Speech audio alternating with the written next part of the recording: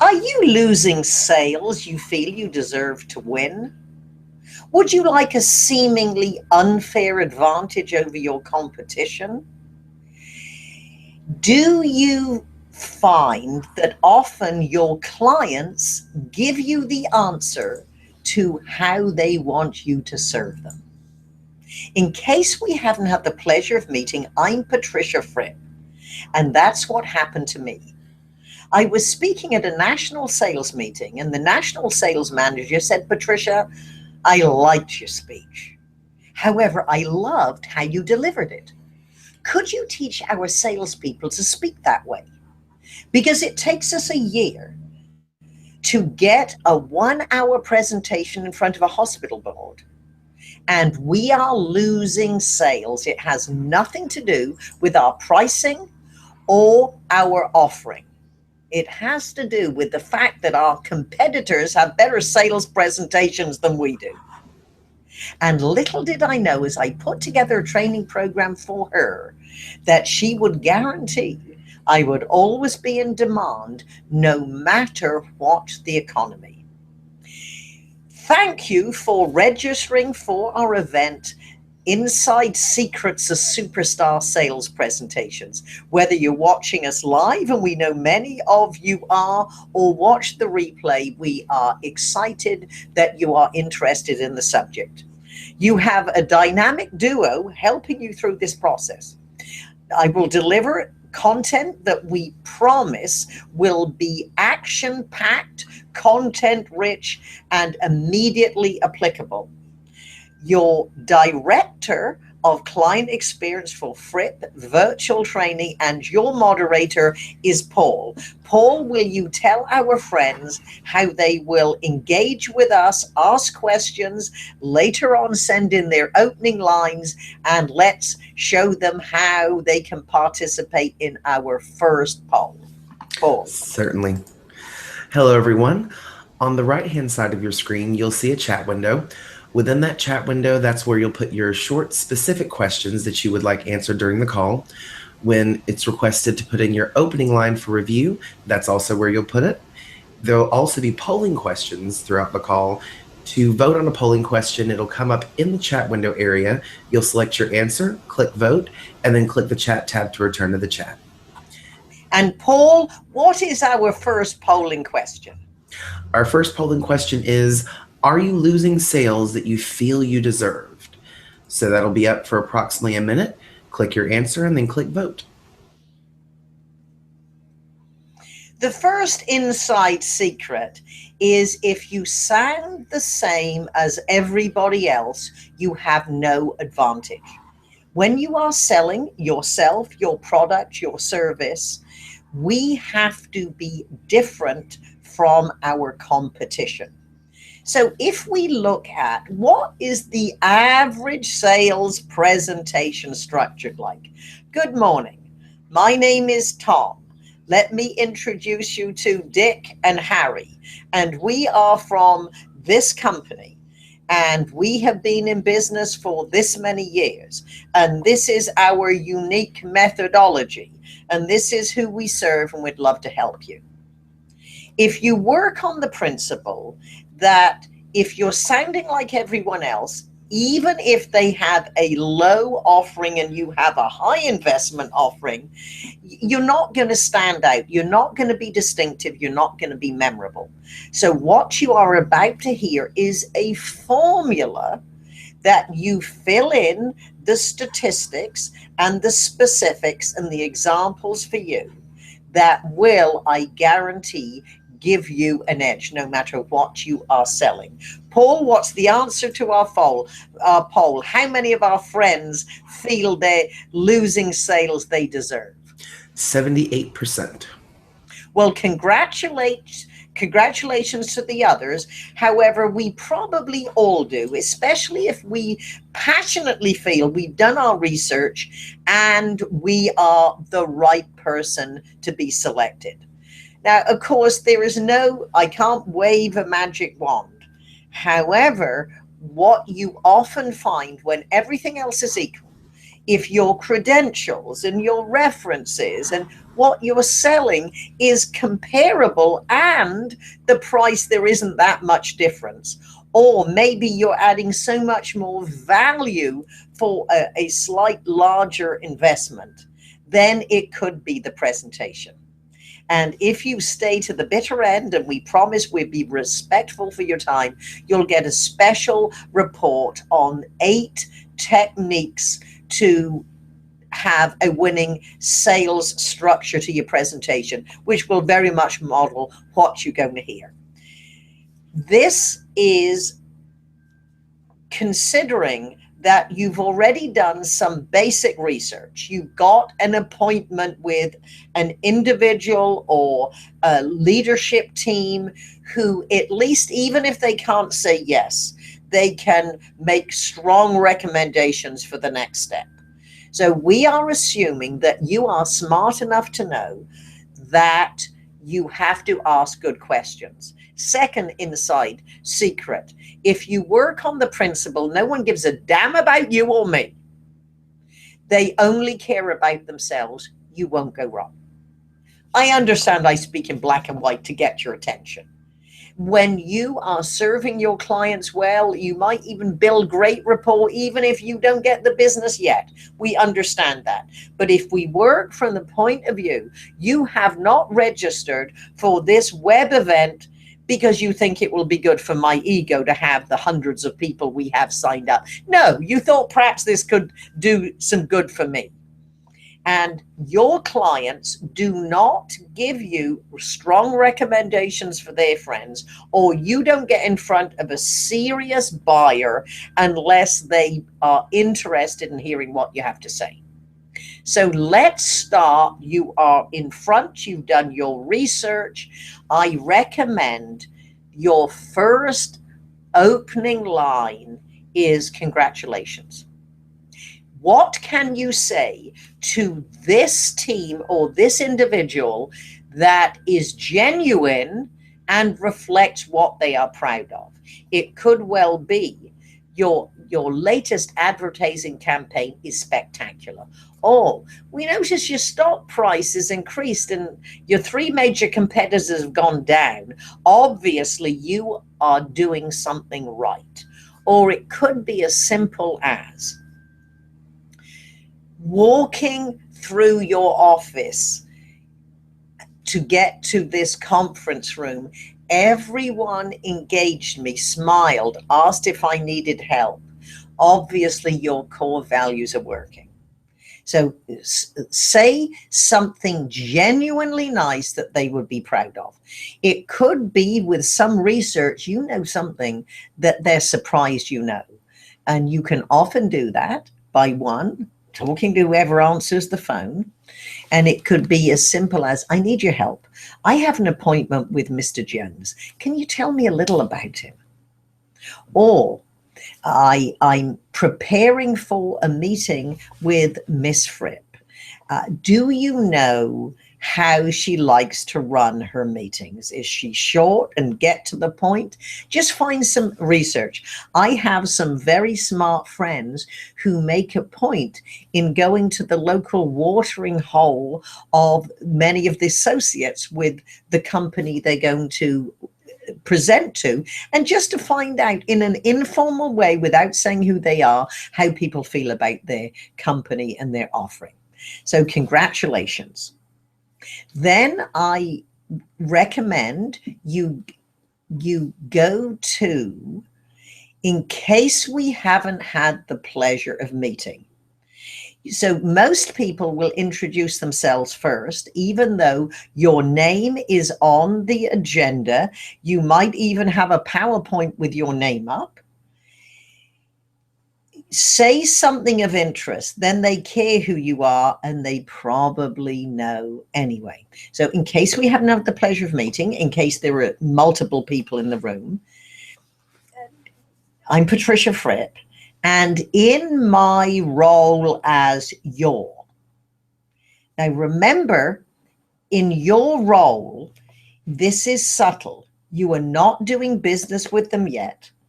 And in a seminar, I often ask my attendees, do you rent cars? Do you wash them before you return them? Everyone says, no, of course not. Of course not. It's not your car.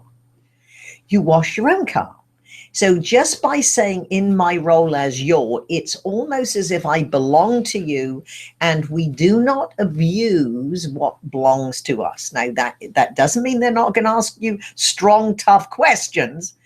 It's a matter of just subtly, emotionally connecting. Do that. If you had a champion, and if you're at this point where you're talking to a decision maker or a team, you've had someone talk to you and prepare you, make them a hero. So you might say, John has been very generous with his time and information. And he says, now again, you have choices. Your challenges are, your opportunities are, your areas of interest are. In other words, it is obvious I've asked questions, I've learned, and I'm structuring the presentation based on what is interest to you. And then you structure your presentation around their interests. And all the content about your company will be presented as it relates specifically to their interests or their opportunities or challenges. Most individuals want to talk all about their company first.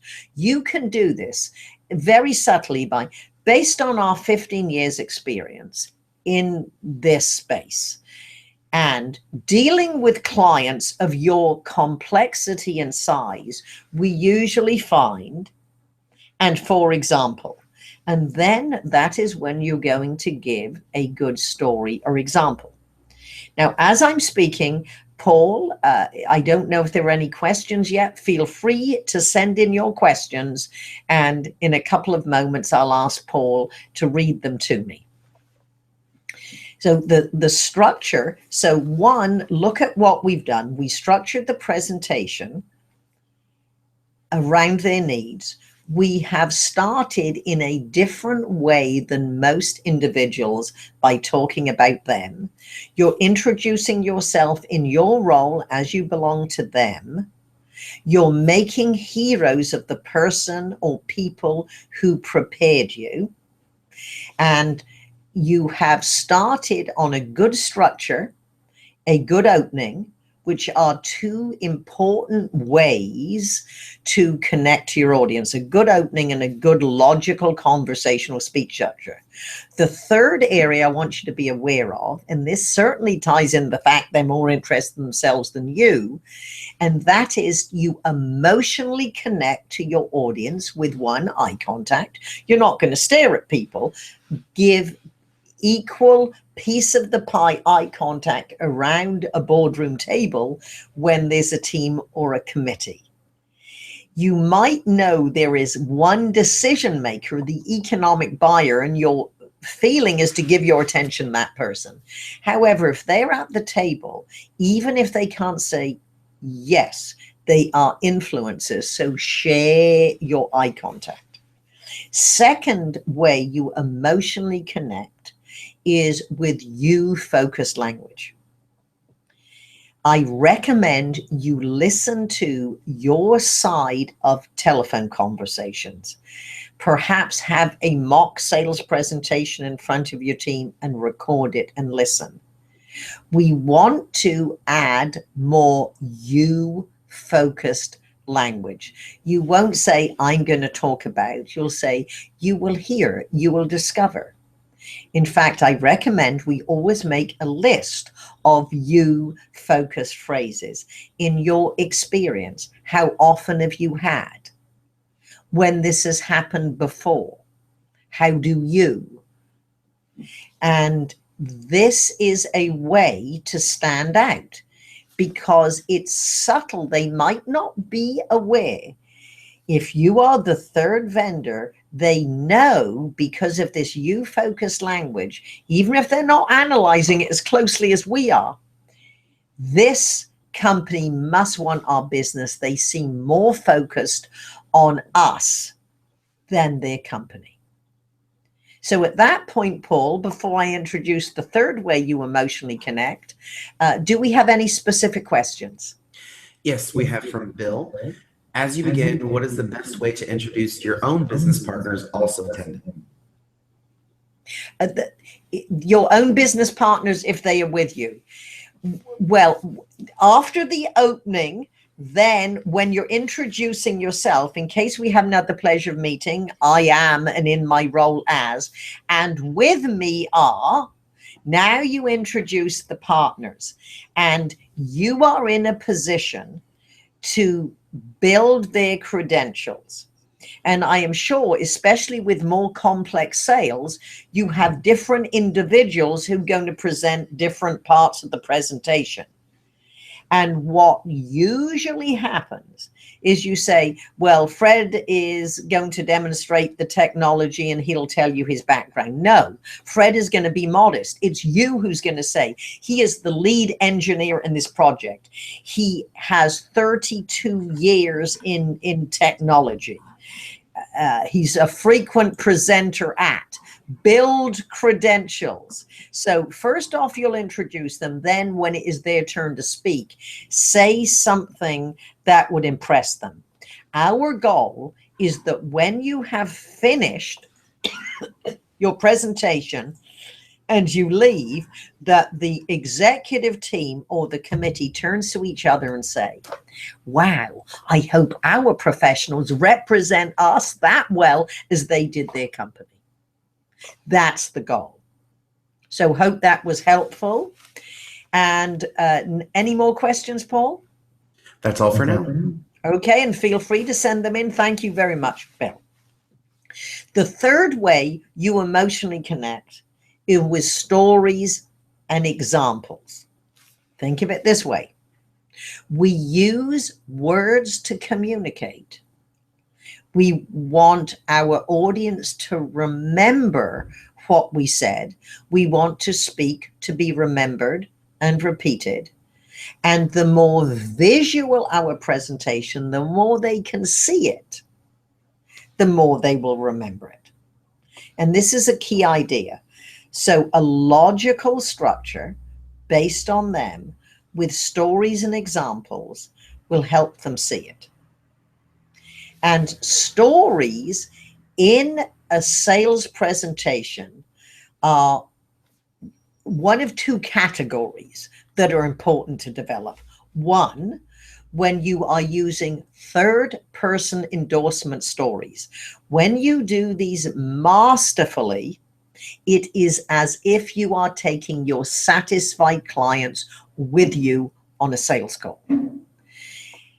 And stories are about people. So you need to know who was the person who said yes to you. What was their challenge? What is their backstory? And how would they articulate their challenge? Now, you understand they might not have articulated it this way. And in reality, you're going to take what could have been 3 to 6 conversations down to one conversation. We shrink it. You do not lie.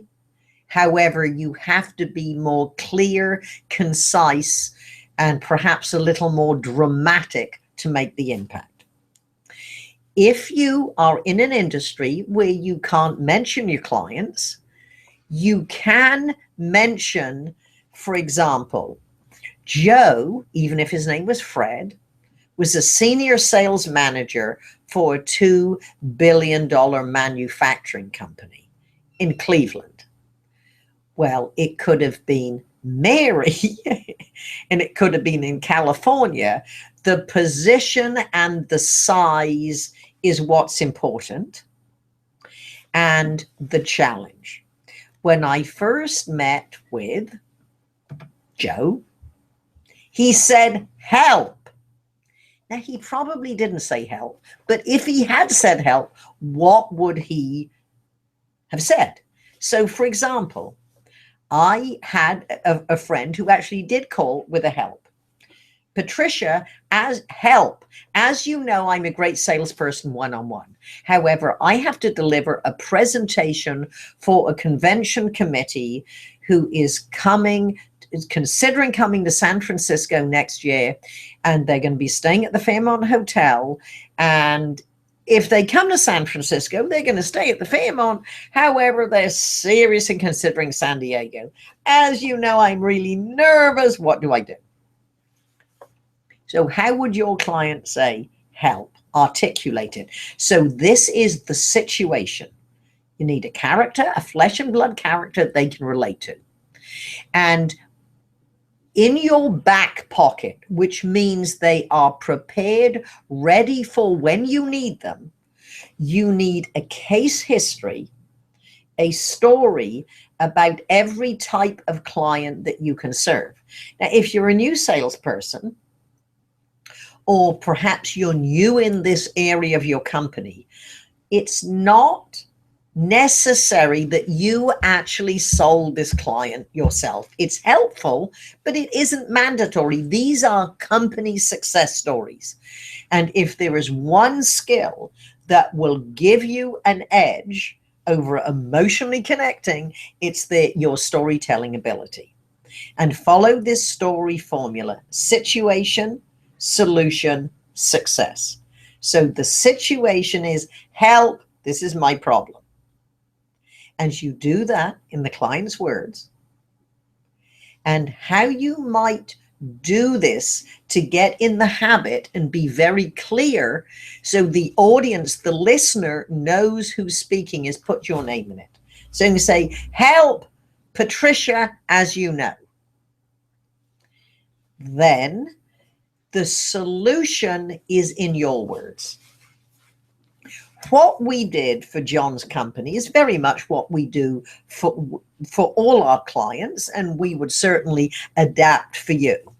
We have a 5-step process. Now you go through what are the 5 steps. And then the success, the happy ever after, comes in the words of the satisfied client. And so you say, 4 months ago, we followed up with John and said, it's been 6 months since whatever your product or service was, how is it going? And he said, Patricia, I would have not believed it possible that after this training or this service that we have, when you are using the words of your clients, you can rave about your product or service more than if you were saying it yourself. And a very simple example. If a client said to me, Patricia, how do we know you'll be the right speaker at our conference? I said, well, I don't know. However, if you were to ask Dan Maddox, the executive director of the American Payroll Association, he would tell you, we have been hiring speakers for 34 years. And without a doubt, Patricia Fripp is the most versatile, hassle-free, content-rich, and easy to do business with speaker we've ever dealt with. Now, you see, what I'm doing is saying what he wrote in a letter that's on the website. He can rave about me and I can repeat it rather than saying, I promise you, I'm going to be the most hassle-free speaker you've ever had. I'm more versatile. I get more bang for your buck than any other speaker. Yeah, I could, but it's easier with a like-minded person who I'm talking to. So with that, Paul, do we have any specific questions? Not at this moment. Well, hopefully they are hanging on my every word and finding this valuable. And here, perhaps we bring up another poll just to see, is this of interest to you? Isn't that our next poll? Are you finding that this information valuable? Yes, it is. And we're hoping you're going to say yes or no. If for any reason you're saying no, give us a specific what you need help with so it's worth your time and commitment. Let us do a quick review because we want you to remember and repeat. You want to be different from everyone else. You want to focus on their challenges and interests.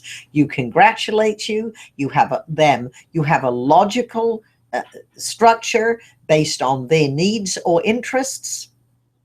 You are using you-focused language, and you're having stories that are third-person endorsements.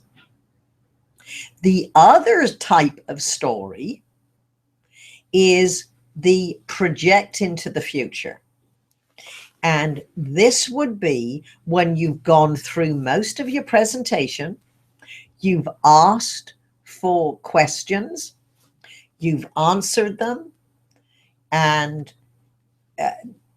you might have even asked for their business at this point, or whatever is the next logical step.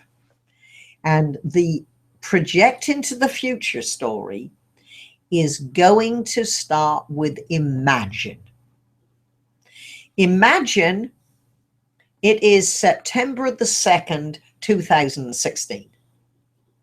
And as your 36 associates come into their office and boot up their computer, now I don't know what it is you're selling, or whether it would be 3 months or 6 months or a year.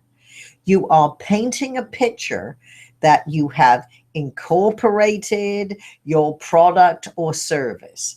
They are doing what you can realistically expect. Don't promise them something that's not going to happen. And then you just say, as well, will that be a reality? Paul, that all depends on the decision you and your executive team make. Certainly you have heard this, we have answered that, and you know that we realistically, in the story with Paul and John and Mary, the other companies, that we got these results. Well, good, 100%, Paul. I looked down myself, 100% find it interesting. Now, please do send in short, specific questions if there's an area you want help with. We have talked about emotional connection. Obviously, you need to have an intellectual connection as well. People are not going to change vendors. They're not going to invest 100,000 or 20 million, depending on what the cost of your product and service is, without having logical arguments and being very realistic about this is good. It will be an inconvenience to change vendors. We realize for 3 months we'll be incorporating new team members.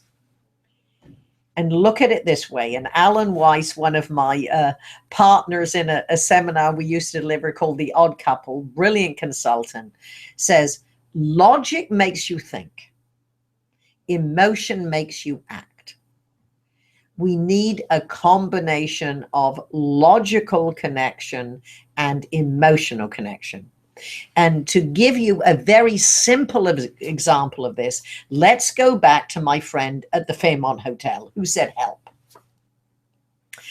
I asked him the questions we should all ask ourselves before any sales presentation. 1, who are you addressing? Convention committee. 2, how long do you have to speak? 8 minutes. 3, what are you selling? What's the big idea? Well, he said, we're not really selling the Fairmont, we're selling San Francisco. You have competition and you do not knock your competition. You have to more positively position your offering compared to theirs. And then this is what most individuals overlook. I said, if you make the sale, how much is it worth to the Fairmont? He said $500,000. I said, let me get this right. You have 8 minutes to make $500,000. That is $1,042 per second, even when you pause. How had you intended opening your presentation? Now, understand, he's showing them around. They know who he is. He's an agenda item. Well, ladies and gentlemen, we really appreciate that you're considering the Fairmont. I hope you're having a good time, enjoying our hotel, and everything is smooth and you're enjoying. I said, look, you're being polite, but you wasted $20,000. You haven't said anything. How about starting this way? In the next 8 minutes, that proves I am living with the time allotted me. You will decide the best decision you can make for your association and your members is to bring your convention to San Francisco and the Fairmont Hotel. Remember, you focus language, that's 5 you or yours, 1 Fairmont. That is a high IU ratio. Look at your amount of I's compared to your amount of U's. Then you transition into a logical structure. San Diego is a magnificent destination, and you should go there another year. However, the reason you should come to San Francisco this year is, or are, logic, logic, logic, logic, logic. Specific reasons on why San Francisco this year. And rest assured, the 528 associates of the Fairmont Hotel will be ready to serve you.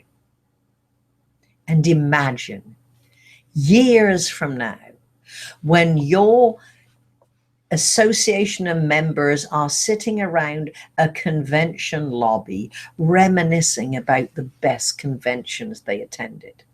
And they remember their favorite in San Francisco at the Fairmont Hotel when you were the planning committee. Emotion, logic, reasonable arguments. Why? Emotion. Did he say, I know that as a volunteer, you have a lot more work than glory. Bring your convention here and I give you the personal guarantee you will go down in your association history. He didn't say that. However, he led them to believe it. That is a combination of rational argument and emotional connection. Yes, it's simple. If you're selling a $2 billion or a $20 billion offering, it will be more complex. However, the principles are the same. The principles are universal. Well, you're selling yourself, a service, or a major investment opportunity. Paul, are there any questions or comments? Absolutely. The first question comes from Kelly.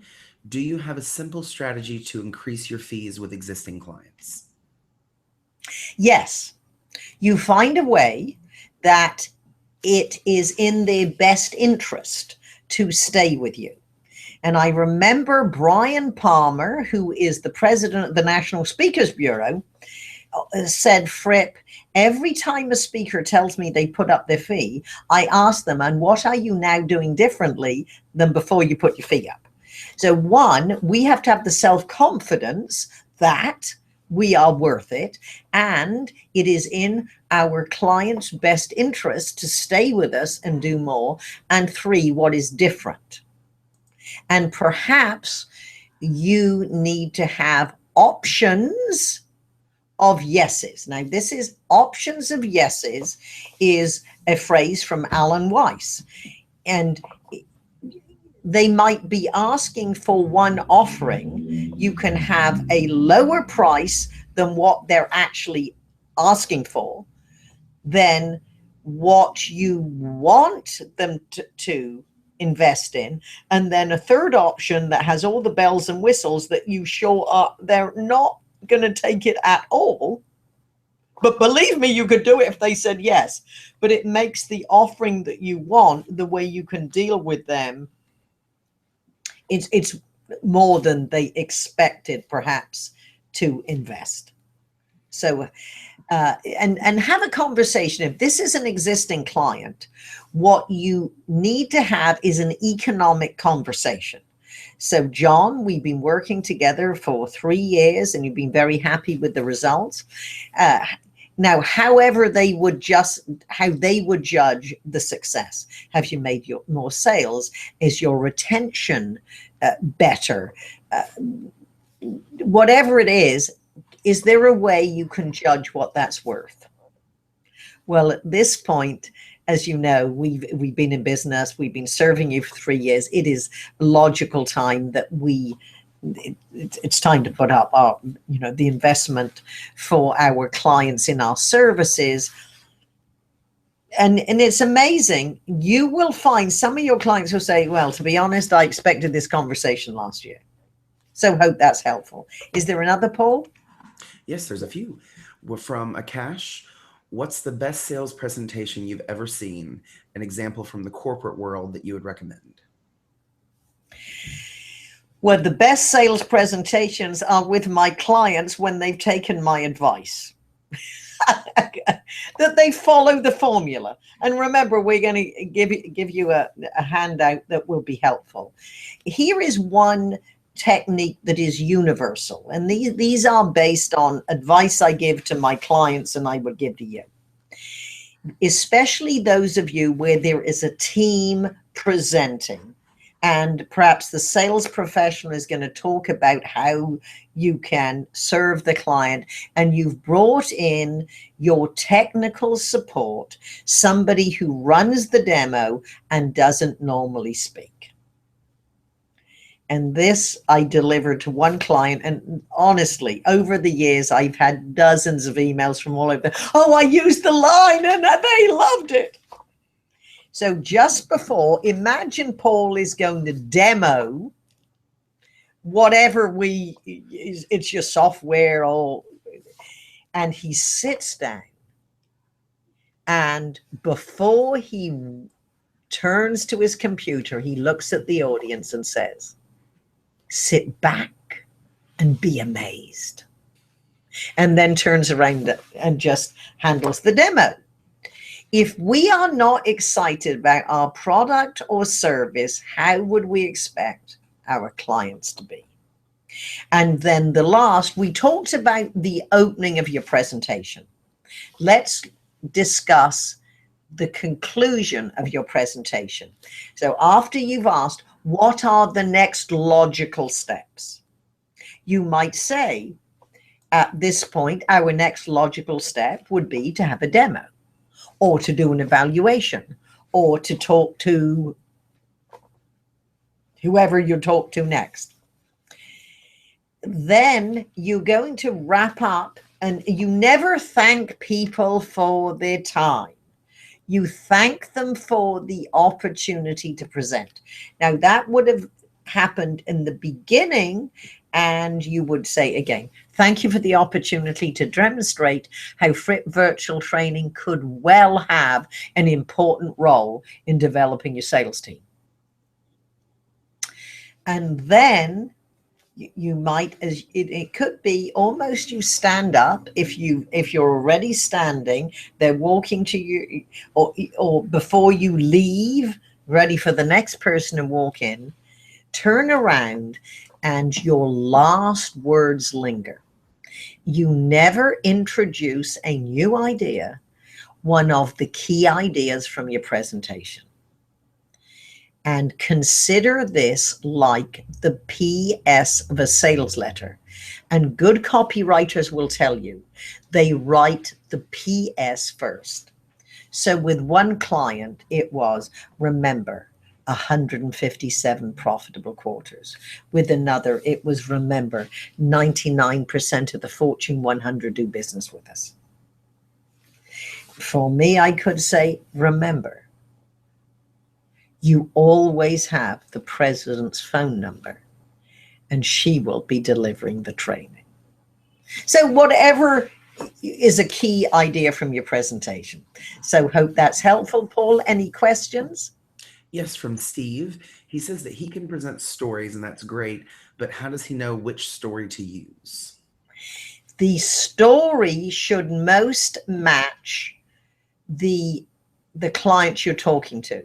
So let's imagine I don't know what you're selling, but let's just say you are talking to a company that is 100 people. You might say our clients are companies from 100 employees to 3,000. For example, the such and such company is exactly your sale, your size, and the complexity of their issue was the same as yours. And if you're talking to the national sales manager, then the person in your story is a national sales manager. Now, if your client is expanding, you can say, and ask yourself all the way through, why would they care?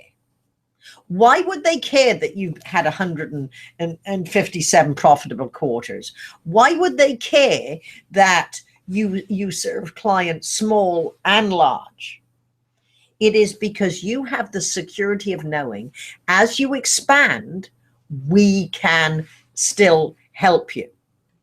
Or you need to have a company that is large because you want stability. We're going to be there in 10 and 20 and 30 years. Now, if you're small and entrepreneurial, perhaps they say, well, we've had other people sell us training, but the people we talked to were great, but the trainers were obviously entry-level speakers. Well, so for you, I can't help you if you're international and you want me to travel around the world with a team of 6. However, if it's helpful for you, you want the guarantee of the training, I will be actively involved in all of it. So it's matching your offering to them and your stories that they can relate to the size or the industry or the person.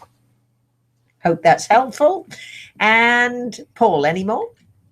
Yes, from Marissa, it's very similar to the question that Steve asked. When you teach about an emotional connection, do you mean stories that touch the listener's 5 senses, or should you personalize it from researched information? Where's a good place to start? One, I believe you are looking at a story as we would in a keynote speech. And remember, your examples in a sales conversation or presentation shouldn't be any longer than perhaps the Fairmont story. Now, if it was a large, complex issue, then you might have to break it up. So throughout your presentation, I have this with clients who sell large sales. These are the people it takes a year to get to an hour presentation. As you're going through all the different elements and aspects, perhaps that were in a request for proposal to start with, you might pick 2 or 3 companies that match their issue, and you give examples, segments from all those 3 different companies. And you don't tell the whole story at once. You tell it at the point that it relates to going through your presentation. Now, I know that's a bit general, but without specifics. Just think, this is not a keynote speech. It is a sales presentation, if that's help. Paul? Right, then we have Joan, who gives free talks to libraries if she can sell her children's book in the back of the room. She wants to know how she can go about asking for a fee when they don't have a budget. Sometimes she'll partner with another group or club that might have a small budget. When individuals, if you are a speaker consultant, and I know we have plenty of people in our community who are, then it is your job to help groups find money. And you might remember my line, I don't need the practice and I'm not doing it for nothing. When somebody called and said, I hear you're the best speaker in the world, would you speak for women in travel? And I said, do you have any money? No. Well, oh, not much. I said, look, I don't need the practice, don't need the money. and I'm not doing it for nothing.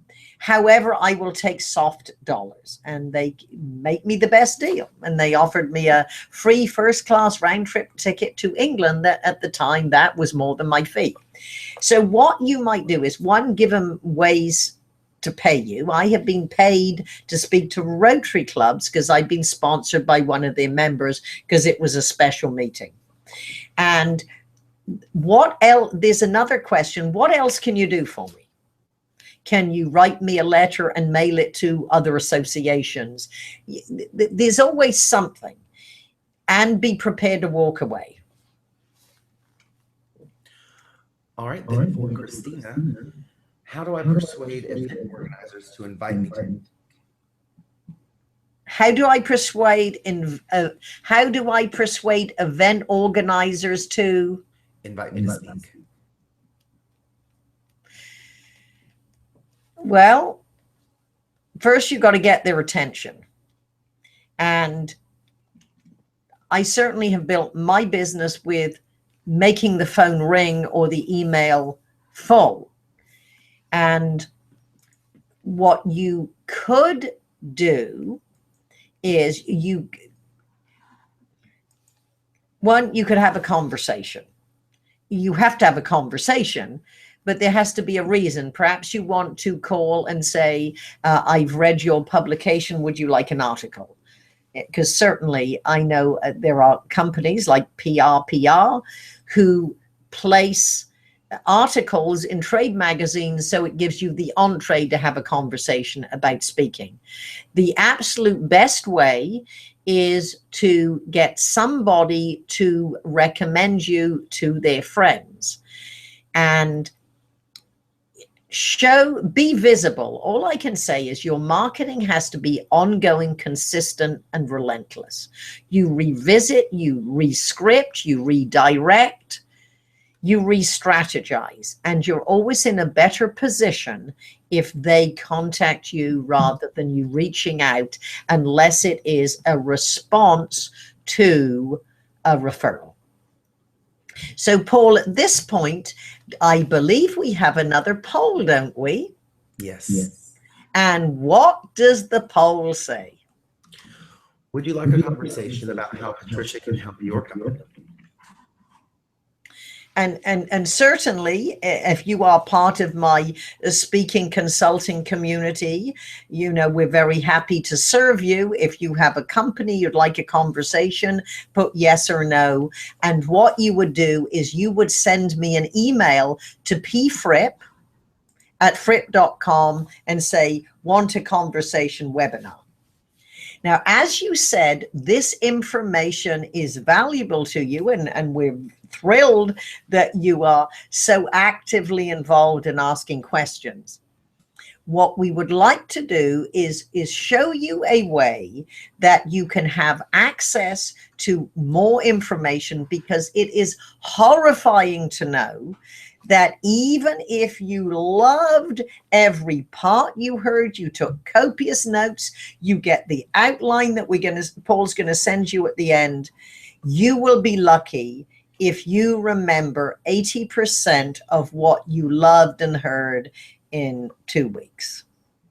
Probably 5% in a couple of months. So, Paul, would you like to introduce the demo? And I know they're going to sit back and be amazed. Let's just bring up FRIP VT, which stands for FRIP Virtual Training, which is the easiest, most convenient, best way for you to improve your presentations in as little as 10 minutes a week. Certainly more. So when you look at FRIP VT, this is FRIP Virtual Training, and you can, if you will circle the free trial, everyone can have a free trial, and you will receive a chapter on presentation skills, from sales, stories, and openings, all part in selling yourself, your services, and your product. Or if you have your cell phone, I of course have mine turned off, but if you would like to text FRIP, FRIPP, to 96,000, that is 96 and 3 zeros, you will have a way to sign up to immediately get the trial if you love technology. So what we'd like to do, Paul, if you will sign in and just show people, let's just start with just going directly to the courses and turn down your sound, because we want people to go and look at themselves. But if you would like to bring up, as we're talking about sales, many of our clients invest in FRIP virtual training just because they want the sales information and everything that relates to it. So Superstar Sales Presentations is a valuable resource which gives you a lot more detail on exactly what we're talking about. And as you will find, Paul will click on this and you will see that this is very engaging, especially if you have a young sales force who likes almost a gamified approach to training. As I'm talking to you in English, and there are options to change the language on the questioning and the headlines if you have a sales force that English is not their first language, because we're there to help you, not to confuse people. And as I am talking, I don't know, Paul, if your internet's a little slow. There, click on this just so they can see what happens. All right, we need to answer questions, so pick another chapter. All right, so you've been through a lot of these chapters without answering the questions. That's it. So as you see, as I am talking to you, the side asset visually and with bullet points reinforces what we are teaching you, what you are learning, and throughout the course you are asked to engage and answer questions. So this is highly interactive, learn at your own pace, with testing, tracking, and monitoring built in. So a sales manager can set expectations and check on how their team is going and doing, and if they are following through on the expectations. So with that, Paul, we'll just leave this. So 53% would like a conversation with Fripp. Well, just send me an email and we will follow up. We'll have a conversation and see how we could serve you. So Paul, with that, we can leave the Fripp VT, but are there any more questions that I can answer? And then in 30 seconds when I answer them, you can bring me back. From Joy, just talking to his prospect, small budget, what is your thought on exchanging services? For example, he's a branding person and might support my branding concerns, or does that complicate the relationship? Well, what complicates a relationship is if you have a trade with one of your friends. I would rather, I'll pay for your services, you pay for my services. Otherwise, you go to the bottom of their list. But no, I'm a great believer in barter trade if it is a client and if they can give you more value than they would actually pay for. Any more questions? And I invite, we just have we want to be very respectful for your time. However, if you would like to send in the opening line of your sales presentation, we'll take the first few and give you feedback on it. So feel free to do that. And Paul, are there any questions while we're waiting for opening lines? Not right now. All right, good. So we will see. And if you're interested in sales presentations, next week, we will be interviewing Joanne Black, who is an expert in no more cold calls, in getting referrals. And we will invite you. That's a week from today at noon Pacific.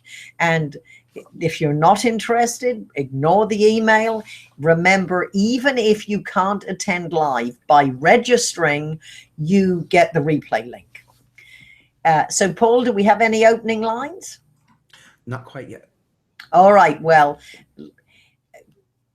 let us look at how you conclude a presentation. In fact, I'm going to look to my other screen and tell you what's in the handout that you're going to get. You will hear, you start with a sincere compliment, introduction of their challenge and problem, differentiate yourself from the competition. Don't thank them for the time, thank them for the opportunity. Make heroes of your contacts, the person who introduced you. Provide examples, experience, and social proof. This is your stories. Review your key ideas. Head into the close with confidence, not a question. And here are some of the examples that you'll receive. At this point, our most logical step is, at this point, may I recommend we? At this point, our best clients elect to, that's a goodie, and reinforce your key idea with the PS, close, which is the 157 profitable quarters or whatever your key is. That will come at the end of the meeting from Paul. Do we have any opening lines, Paul? Not quite yet. Not quite yet. Well, maybe they are a little shy, or maybe they're typing a paragraph. So Paul, let's go back to FRIP virtual training, if that's easy for you to do. And let's just, why don't you show, if a sales manager, we said this testing, tracking, and monitoring within the system, just quickly show a sales manager how they would set up expectations or see what an individual is doing.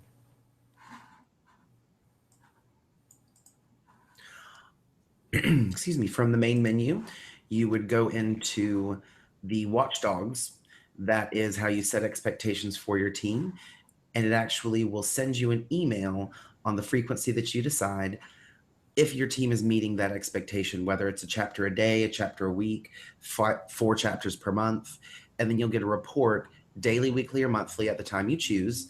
And it will let you know how your team is doing. So you don't even have to go into the reporting to get that. It comes to your email. It's very convenient for you.